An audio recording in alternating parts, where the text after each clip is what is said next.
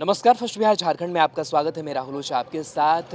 बिहार की सत्ता में भले ही नीतीश कुमार काबिज हो गए, कुर्सी मुख्यमंत्री की उन्हें मिल गई, लेकिन अगर सांगठनिक स्तर पर देखें तो जेडीयू का जो परफॉर्मेंस लेवल है वो पिछले 2015 से गिर गया। मात्र 43 सीटों पर ही जेडीयू सिमट गई। आखिर हार का कारण क्या रहा, इस पर जो समीक्षा है वो चल रही है, लेकिन ये भी बात तय है कि सिर्फ चिराग पासवान ने ही नहीं बल्कि जो सांगठनिक ढांचा था उसने भी इस चुनाव में जेडीयू का बेड़ा गर्क कर दिया। कई ऐसे बड़े चेहरे थे जो इस बार चुनाव में हार गए।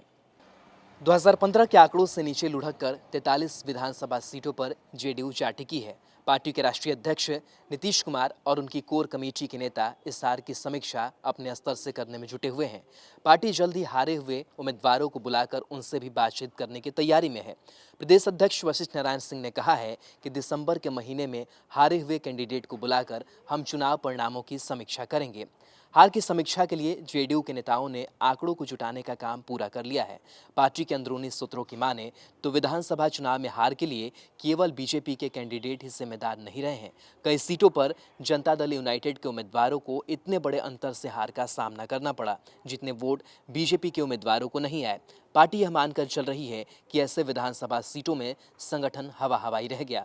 पार्टी के साथ संगठन में नेता और कार्यकर्ता तो जुड़े, लेकिन जमीनी स्तर पर वह एक्सरसाइज नहीं किया जा सका जिसकी चुनाव के लिए आवश्यकता थी। फर्स्ट बिहार को मिली जानकारी के मुताबिक ऐसे सीटों में कुछ के उदाहरण सामने हैं। मतलब डुमराव विधानसभा सीट पर जेडीयू उम्मीदवार को कुल 46,905 वोट आए, जबकि इस सीट पर लोक जनशक्ति पार्टी के उम्मीदवार को महज 6,474 वोट मिले। फिर भी इस सीट पर माले ने जेडीयू उम्मीदवार को तकरीबन 25,000 वोट से शिकस्त दी। यह सीट पहले जेडीयू के कब्जे में थी। कभी ददन पहलवान यहां से जेडीयू के विधायक थे, लेकिन उनके विधायक रहने के बावजूद यहां संगठन मजबूती से खड़ा नहीं हो सका। हालांकि ज्यादातर सीटें ऐसी है जहां एलजेपी के उम्मीदवार जेडीयू को हार के दरवाजे तक पहुंचा दिया।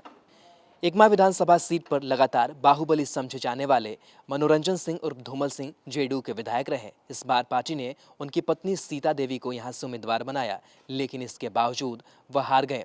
आरजेडी के श्रीकांत यादव इस सीट पर विजयी हुए, लेकिन एलजेपी के कामेश्वर कुमार सिंह ने यहां 29,000 से ज्यादा वोट लाकर जेडीयू उम्मीदवार को हार की चौखट तक पहुंचा दिया।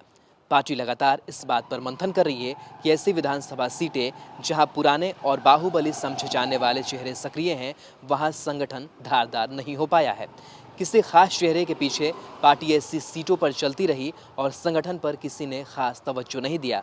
अब जनता दल यूनाइटेड ऐसी सीटों को शॉर्टलिस्ट कर वहां वर्कआउट करने की तैयारी में है। पार्टी का एजेंडा है कि अब संगठन ही सर्वोपरि होगा, ना कि किसी इलाके में कोई खास चेहरा।